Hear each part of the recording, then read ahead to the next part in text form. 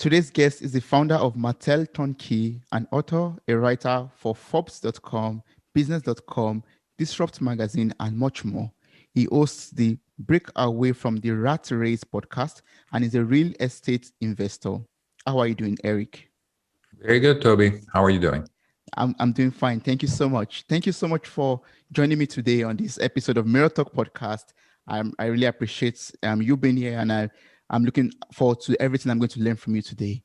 But Thank you for inviting me. Thank you so much. But before we jump into the discussion for today, can you please tell me about your life journey so far? What have you gone through to life that brought you to this point? Yeah, so in terms of real estate journey, I mean, it really started when I was 18 years old. So I was still at university, my second year of university.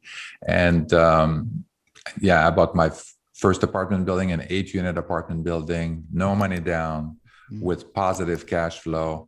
And so that was, quite an accomplishment. And when I did that is because I had met an investor, a real estate investor, and he basically was just a regular guy. He was a community college teacher, and he had built a 36-unit apartment building, and he had other kind of investments that he was going on. And he was still teaching because he enjoyed teaching, but he had like passive income coming from his apartment building. And so I knew I had to latch onto that. I mean, because my family was pretty much working the 9 to 5, living paycheck to paycheck. I mean, we were not poor, but we were certainly not rich.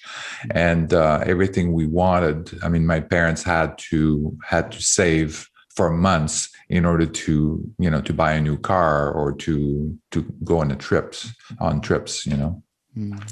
So I knew that that's not the life I wanted. And when I met that real estate investor, I mean, that really, like, I knew I had to latch onto him and get everything that I could from him.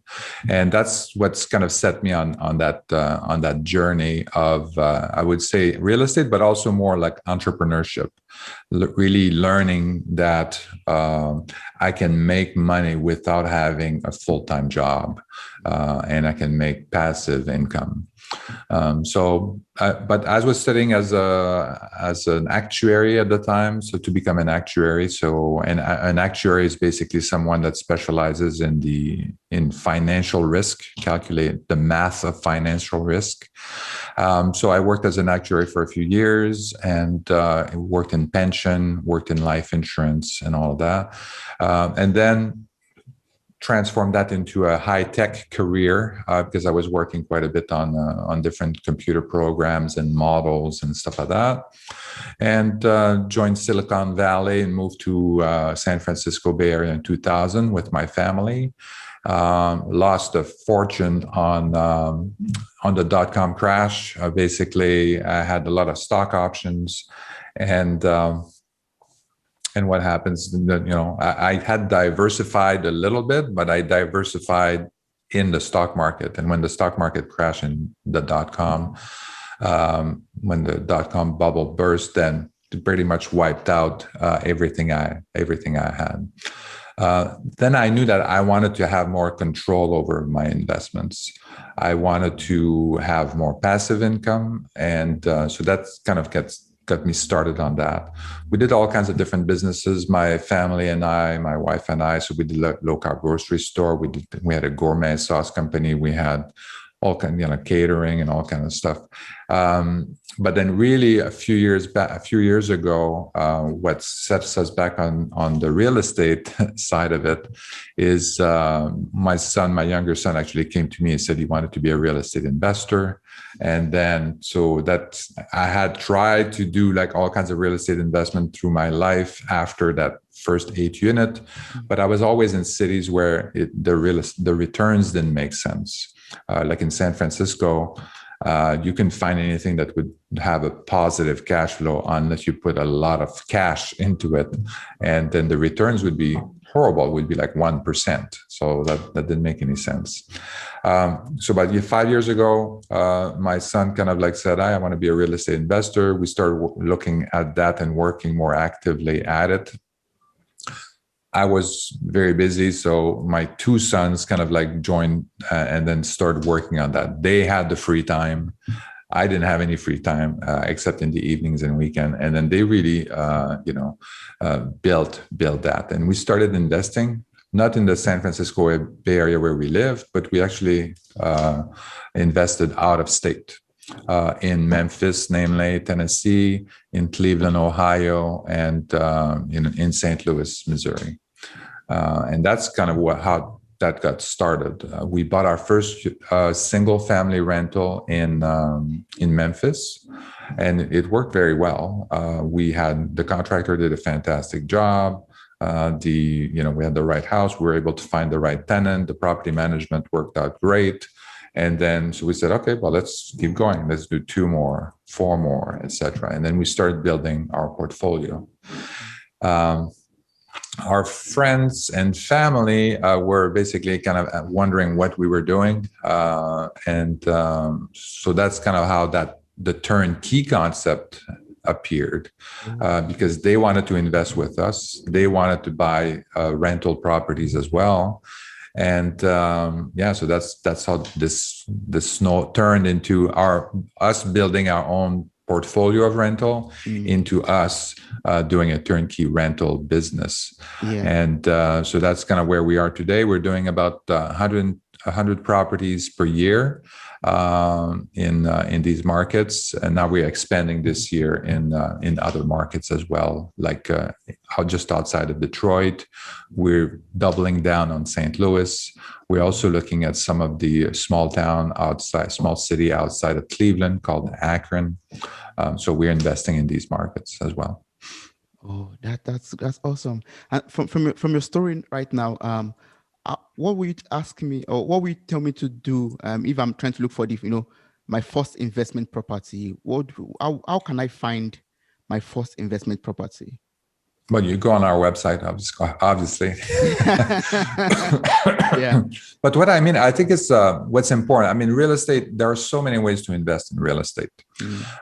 This is phenomenal. And then, but what you have to pick a strategy that makes sense for you.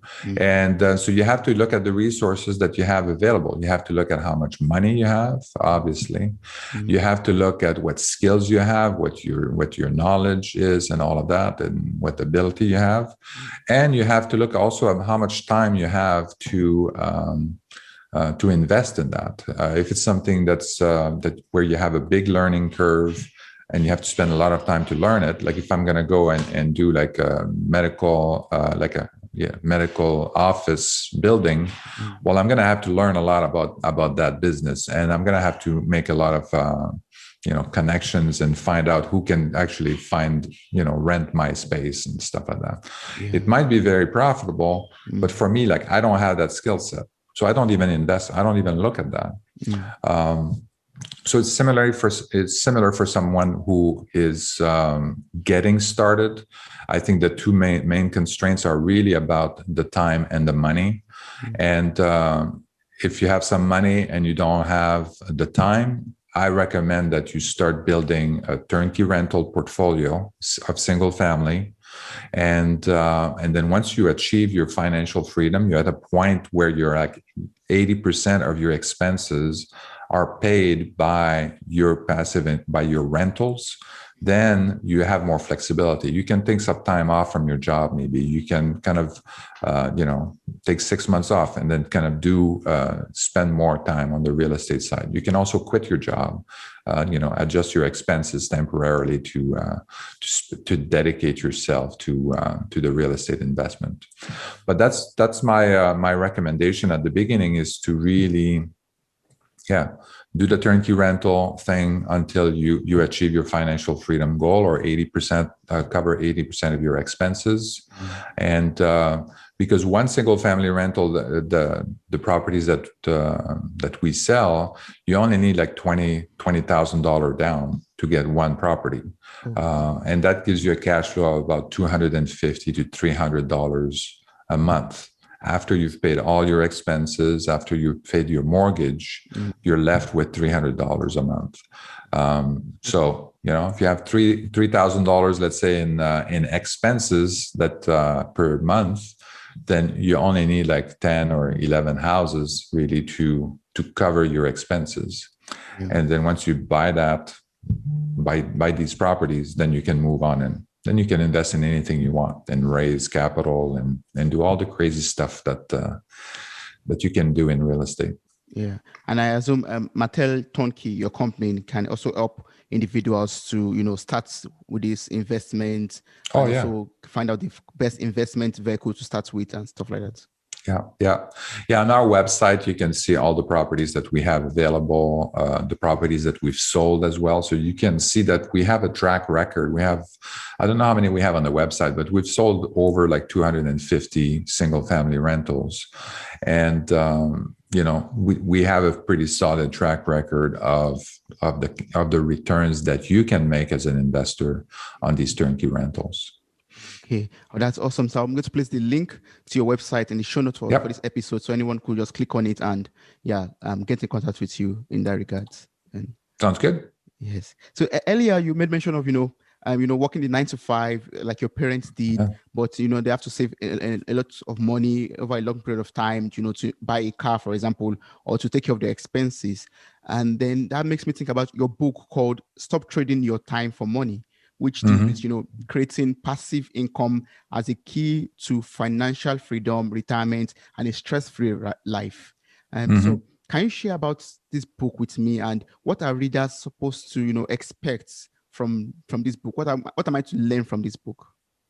Yeah. So I think part of achieving financial freedom, I think the first part is really kind of understanding that this is a critical component of your goal. This should be everybody's number one goal. We're facing a major crisis right now in terms of the social security, so about the pension plans being basically have been destroyed over the last 50 years by corporation. You have, and the whole gig economy and the pandemic has caused a lot of disruption, and it's actually making it worse for people to achieve a possible retirement later on. We're seeing more and more people pushing their retirement date to 67, 70 years old, 72 years old, and more, or never retiring at all. And, in order just to be able, because they can't afford to retire anymore. So that's the first kind of part. I kind of explain why it's important to achieve financial freedom and why it should be your number one goal. But the other thing too is that in order to get there, there's a mindset change. The 9 to 5 mindset is very different than, now being a landlord, being a business person, and then having rental properties. And so there's a shift that needs to happen in there. So at the beginning of the book, I also talk about that. Then I talk about also the strategies. And we talked a little bit about kind of like the resources that you need to be successful, the time, the money, also some of the capabilities and skills. So, and really kind of factor that in to help you select the right strategy for you. And then also look at the markets that make sense so that things are aligned. And that's what happens a lot is they select a strategy to achieve a goal, and then the things are not aligned. So you want to have passive income, but then people are investing in flips, for example. Well, that's not passive income. You have to constantly do flips in order to do this. So there's a misalignment there. Or you want to do a cash flow, but with good returns, but then you're investing in a market that doesn't cash flow when you use maximum leverage, for example. So finding the right market also needs to support that strategy. So I talk about all that in my book and really help people focus on the right strategy for them, the right market, and really help kind of visualize or emphasize kind of like the areas, the gaps, basically. So if you don't have that much money, or you don't have money to do this, then you have to kind of spend a little bit of time to figure that out, friends and families and stuff like that, or how do you raise money to get there, finding the right market, how to set up the criteria for that. And then in terms of skills, then, how do we compare performance between different investment? A lot of people, a lot of new investors that I've talked to, they seem to be focused on, I made $10,000 on profit on this deal and stuff like that. And okay, that's nice. At least you didn't lose money. But more importantly, you want to know, okay, well, how much did you invest in order to get that? So the relative performance, I think, is very important, so that you can spend your time on the right investment. So if you have an investment that where you have to spend $500,000 to get $10,000 in profit, and you compare that to another one where you have to spend $30,000 to get $10,000 in profit, then it's pretty obvious which one you need to pick. And so that's why I talk about some basic skills like that on measuring performance, on the return on investment, and all of that. And basically balance sheet, P&L. Also, I spend a little bit of time on that, just at a very high level, so that people have a basic understanding of that. But so these are the skills that you need. And that's part of that shift that you have to do from the 9 to 5 into the business world. Yeah. So I was going to ask that question also. Like, how do I change my mindset from, trading my 9 to 5 for a paycheck to, carefully and, managing my time in a way that I could make use of it for my investment, for my businesses, and generating passive source of income? How do you shift that mindset? How do you change that mindset from, I just have to give my 9 to 5 away for my salary at the end of the month, to actually taking this whole 24 hours of mine and using it to generate a source of income for myself? Yeah, so that's a good question. And I think you have to make a decision at one point. You have to decide and look at your current 9 to 5 job. Is that job getting you to where you want to be? Right. So if it is, I haven't seen a job that does that, but if it is, then you're fine. If it's not, then you have to make a decision and say, well, I need to make a change. I need to do this thing. I need to make financial freedom my number one goal. So, and that means being a business person. So then you want to be business person first. So same way, like when you decide that you want to play guitar, then you say, okay, well, I'm going to do this. I'm going to learn about guitar. I'm going to do some things. I'm going to learn these things and these songs and blah, blah, blah. Yeah. Right. So that's the same thing with this. You have to make the decision that this is something that you must do. You get the skills that you need to do that. You find the strategies and you start looking at more and more deals, and understanding that. And then you want also to kind of shift that position as well, so that too often I talk to new investors, people that are starting in real estate, and they still have a full-time job. And when they introduce themselves, they say, "Oh yeah, I'm a software engineer, whatever, and I do this on the side. I do real estate on the side." It should be the other way around. It should be, I'm a real estate investor, and then I do my job on the side just to pay the bills, and until my real estate career takes off, and I do that. So think of it as an actor. You go to Starbucks to meet actors, and then, yeah. And then, when they introduce themselves, they don't say I'm a barista. They say, "Oh, I'm an actress. I work at Starbucks to pay the bills." So it's the same thing with a full-time job too.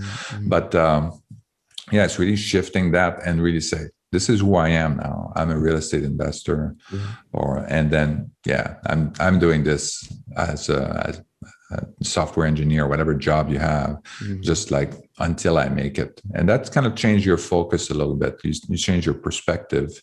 And it also lets a lot of other people know that oh, this is what you're interested in. This is what, oh, you're a real estate investor. So maybe let's talk about real estate. And you have different conversation with people then, and you network with different people. Then if you say that you're an engineer and stuff like that, and then, then you're going to talk about engineering. You're not going to, and you're going to network with engineers. Yes, that's true.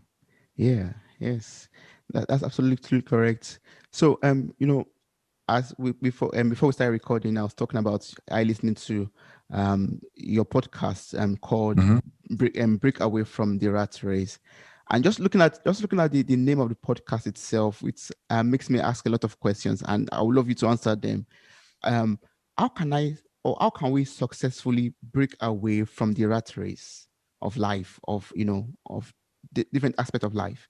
How do you think we could successfully break out of that rat race? Yeah, so I think this is a very long. There's a lot in that title. First of all, I used to be a cyclist. I guess I still know how to bike, so I'm still a cyclist. But breakaway is kind of like, when you kind of break away from the pack. So a lot of people are in the pack and they're just doing everything else that everybody's doing. They do the 9-to-5 job. They invest in the stock market. They lose money in the stock market like everybody, and make lots of money in the stock market like everybody. But they're in the pack, and I think it's important and it's okay. But if the pack goes down, you're going to go down with the pack as well. So that's why it's important to kind of break away from the pack, and then so that you can set your own path. So that's one thing. The rat race obviously is, well, maybe it's not obvious, but the rat race is kind of like the when you're on a wheel, hamster, you have like a hamster or something like that, or a mouse at home or something. And then they're in the kind of like that wheel that keeps turning, and they just run, but they're not going anywhere. And so they're kind of on a treadmill. And so that's kind of where a lot of people are right now. If you are working on full time, your household income over the last 45 years, if you're lucky, it has increased by 3.5% every year. The inflation over the same period has increased by 3.5%. So your purchasing power is the same as it was 45 years ago. But a lot, so there's a big, you're basically you're on that treadmill, whether you see it or not, because the inflation is kind of a hidden component that you don't see. Yeah. So how do you break away from that? Is really, you have to make some sacrifice, and you have to make some decisions. So knowing these, the relative performance of investments and different investment is very, very important. But you have to find the right investment that's going to help you achieve your goal. So this is why the financial freedom as a number one goal is very important. And then selecting the right strategy to get there is very important. So if I was to think of an investment that is, let's say I have a whiteboard and I say, let me think of an investment, the best investment possible. Well, I want to put a little bit of money and control a bigger amount of assets or equity, right? With a small amount of money. So it's called leverage. So that's what I want to do. I want something that has been consistently going up for over the last 100 years without any problems.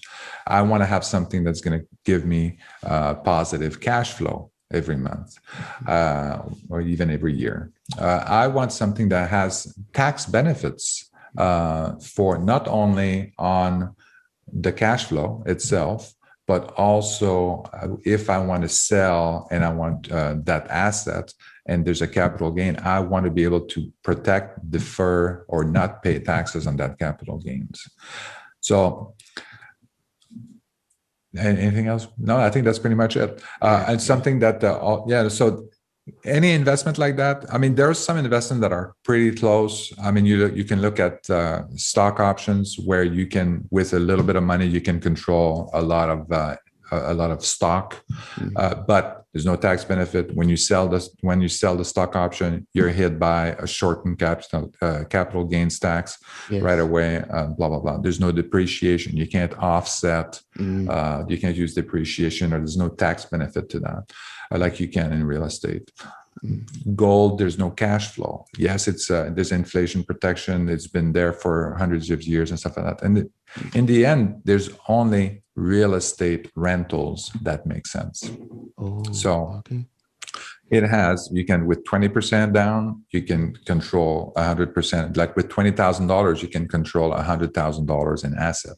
Mm. It provides cash flow. The cash flow increases over time with inflation, because the rent keeps going up, and your mortgage payment stays the same for 30 years.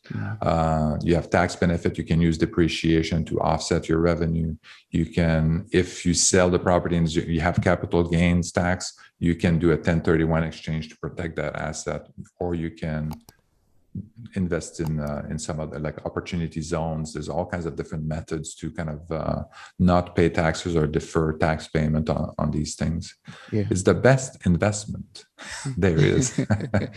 Yes. Right. So after mentioning all of this, real estate investment, and also trying to find other ways of creating passive source of income, and also from your years of experience, what would you say is the reason why people are not achieving the financial independence that they are striving for? Why are people not achieving that? mhm.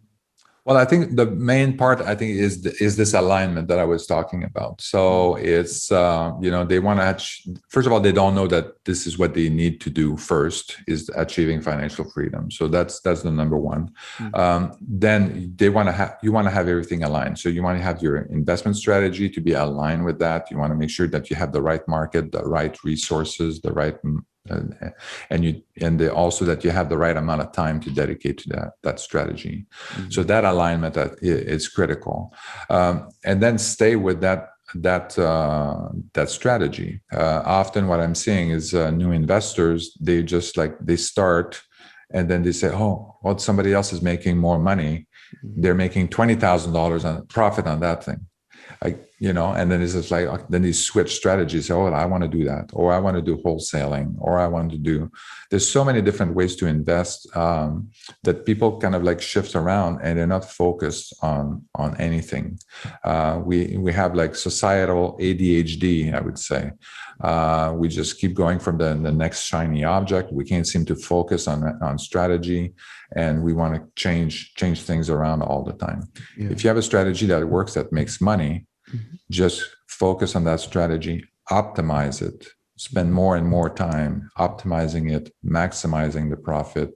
And I mean, one of the things too, that when we talk to investors at the beginning, I mentioned $250 a month in that cash flow. So you put $20,000 down, and you get the property, you get $250 a month in cash flow. A lot of people are going to look at that and they're going to say, that's nothing. I make that in a day, or I make that in a week. So I'm not going to invest in that. But this is a 15% return, cash on cash return, 15% return on your $20,000 investment. People are not looking at these numbers. They're looking at they focus on the $250 a month, and they're not seeing the big picture. Where are you going to get 15% cash on cash return? You can't get that on the stock market unless you're lucky. On a long run, you're not going to be able to get that. Over the last 50 years, the stock market has gone up 7%. So, this 15% is pretty good. So these are the kind of things. These are where people kind of get hung up on, and they're not focused on the right investment strategy. Once you get started in that, you get that first house. Then you start getting also tax benefits associated with that. You get to deduct interest and stuff like that. Now you're a business person, so the room or the living room that you are working in could be a tax deduction, because you can you're using it for business. So now this is my office, and I can deduct part of it on my income tax. So there's a lot of tax benefits associated with that as well. And that's setting you on the right track. It starts small, and then you build on that success, and then eventually, after not that many houses and not that many years, you can be there. You can achieve financial freedom. So what I'm understanding now is that we should always think long term, always plan for long term goals, not just I just want to make some quick money or That's my right. cash or something. That's right. That's great.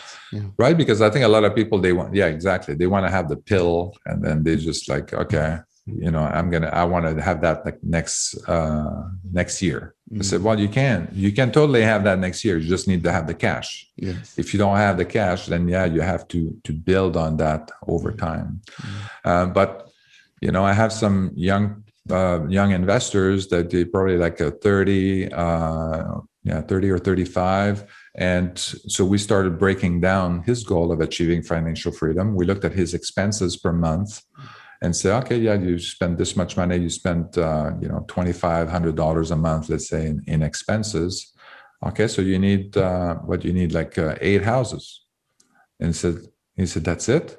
8 houses? I can do that. Like, so his plan right now is like in a couple of years, 2 years, he's going to be there. He's going to be financially free.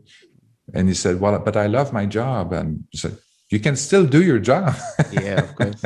If you like it, yes. You can still do your job, but at least now you have the freedom to say, hey, if you get fired, the economy doesn't go well, you want to take 6 months vacation or a sabbatical or whatever, then you have the flexibility to do that. True.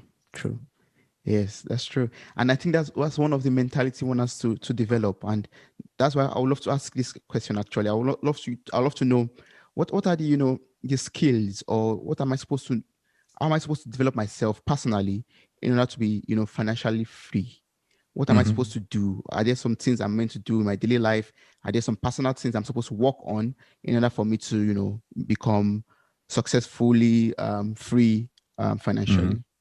Yeah, and I think so. That's my book. That's where it's very important because I talk about that. I'll talk about the mindset, also the mindset of the limiting belief. How do you handle limiting beliefs?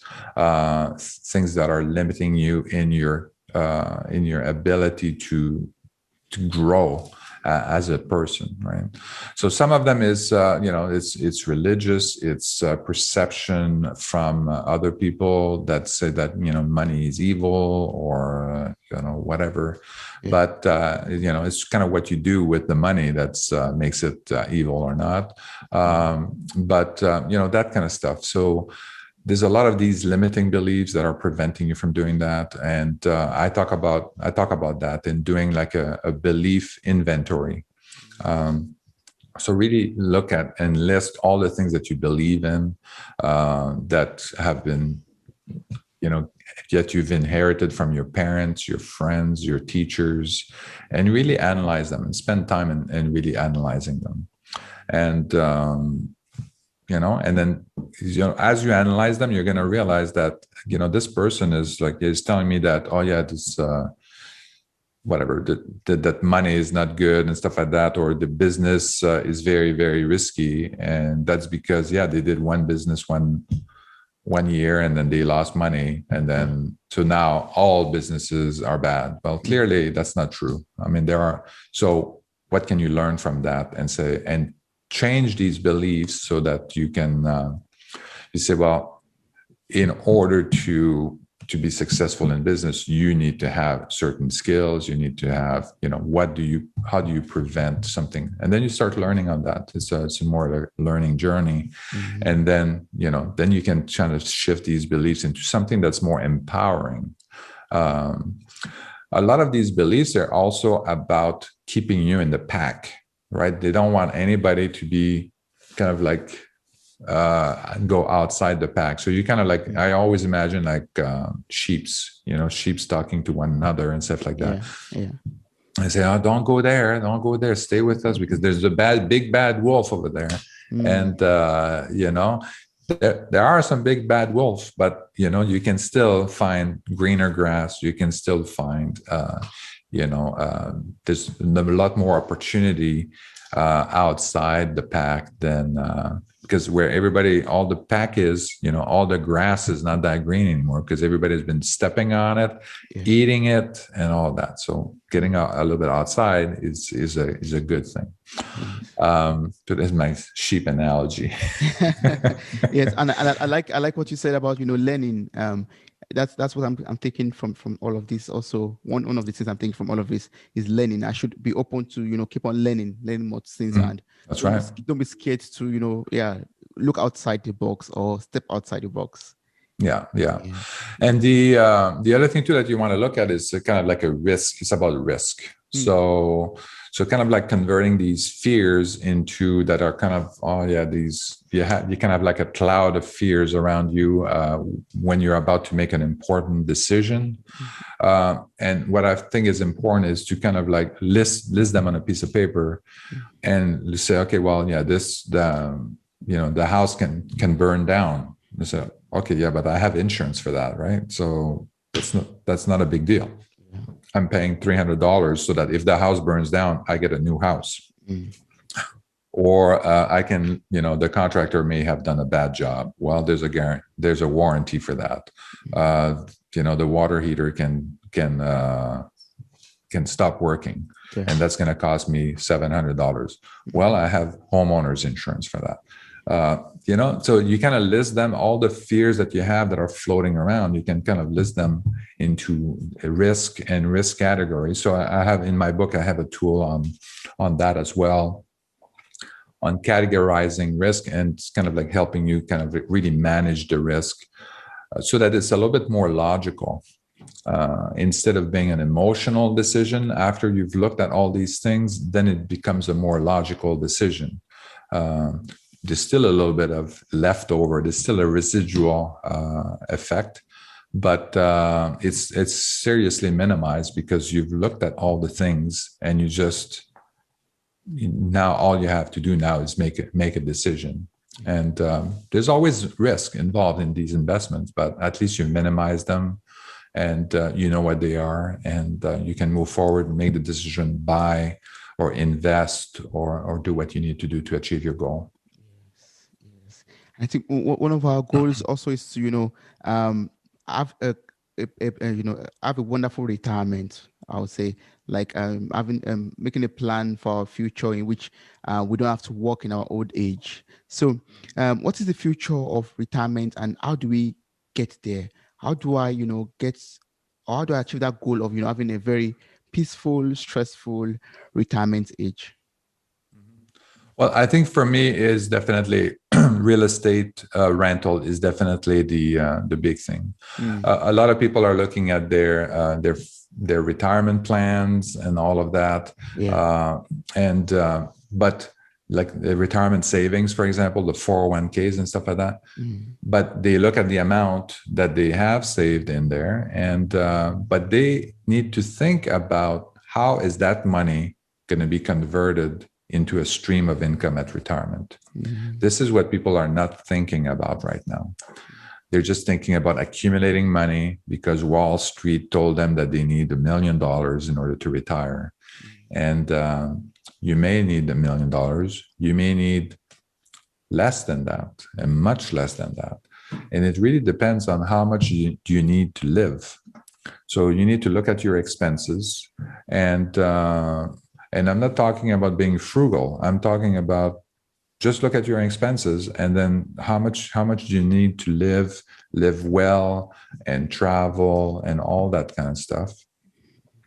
And then look at how much Social Security check you're going to get, like the old age Social Security, how much you're going to get. You can actually go online to the SSA, Social Security Administration, and figure out how much you can make.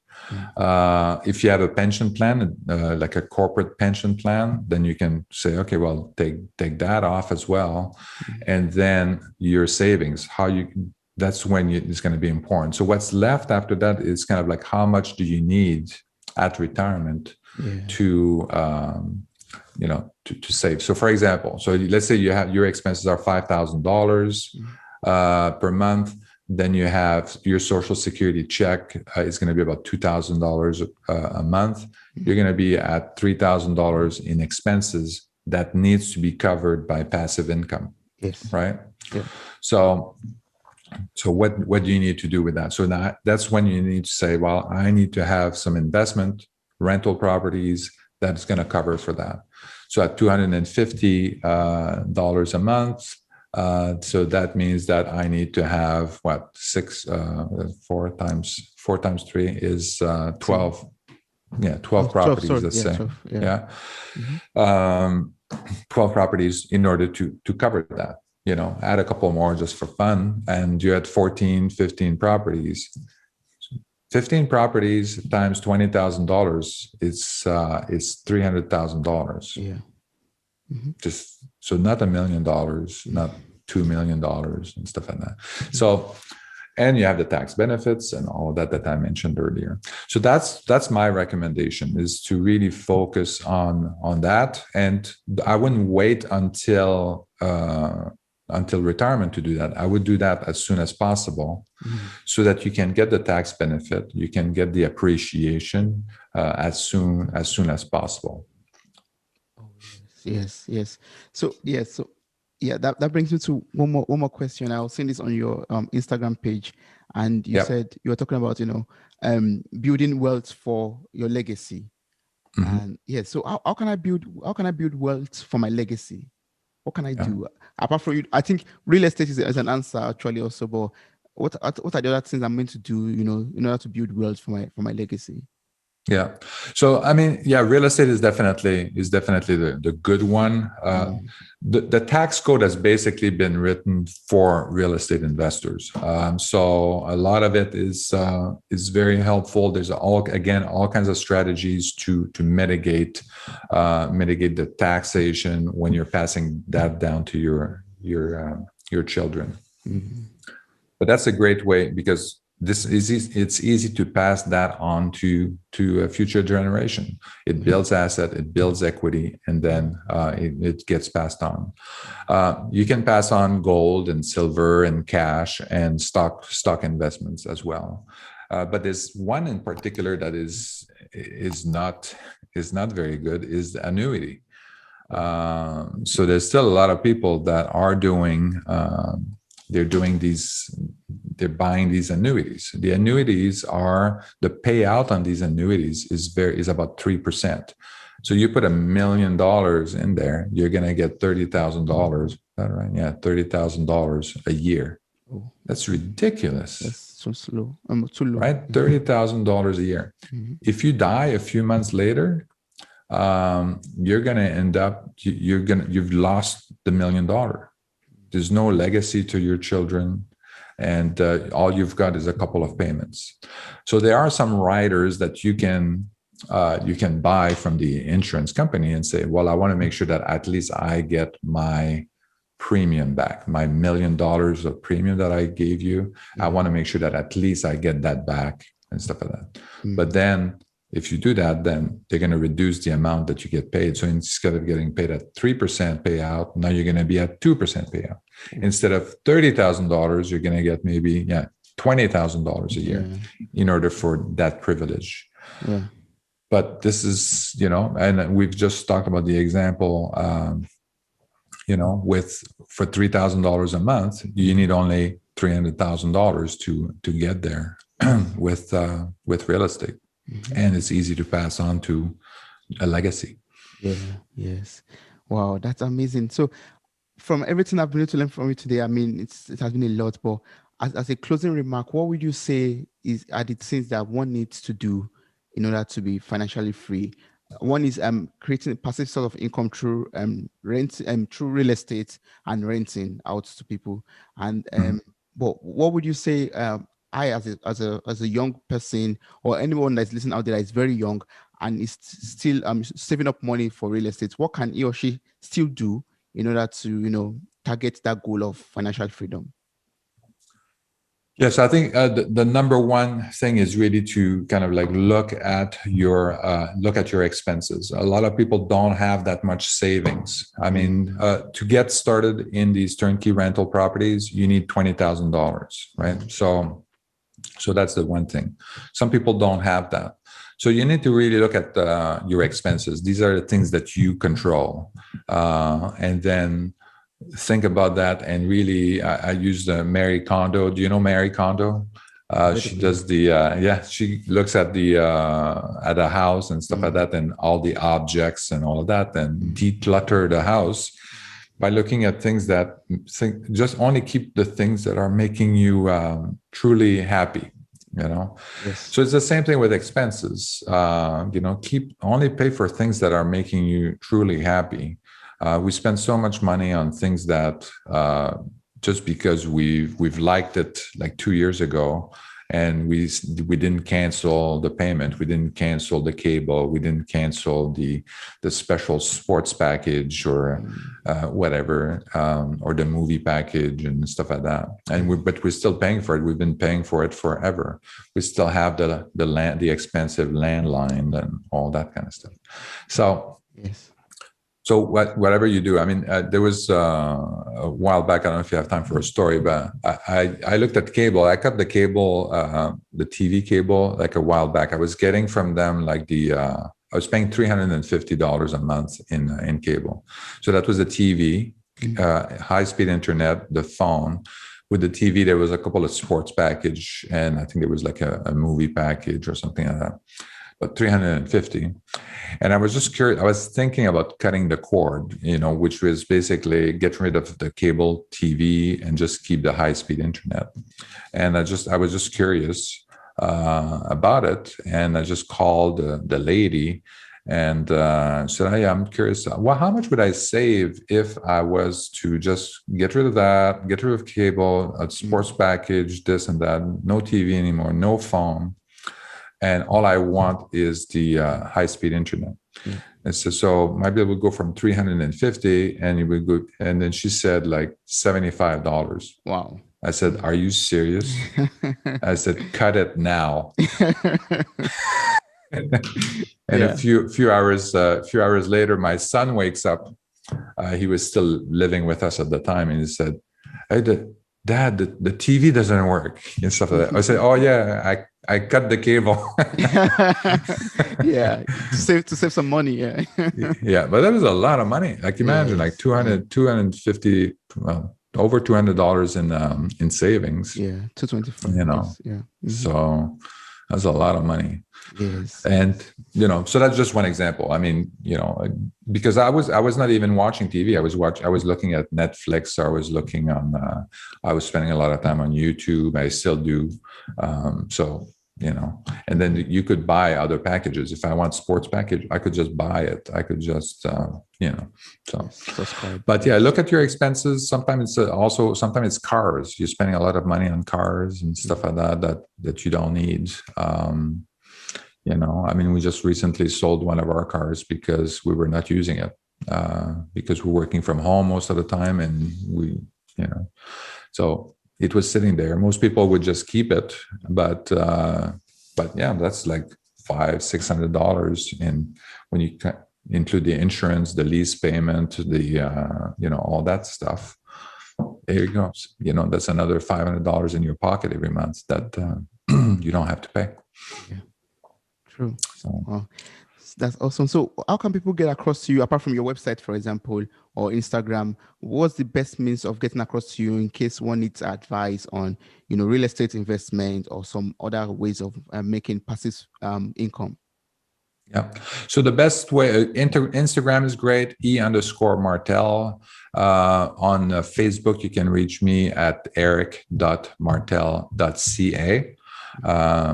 And then I also have like a group in there, like a Facebook group. So it's Retire Early Through Real Estate. I also, my website, marteleric.com. In there, you're going to have all everything, links to the books, links to the other social media, YouTube channels, and all that good stuff as well.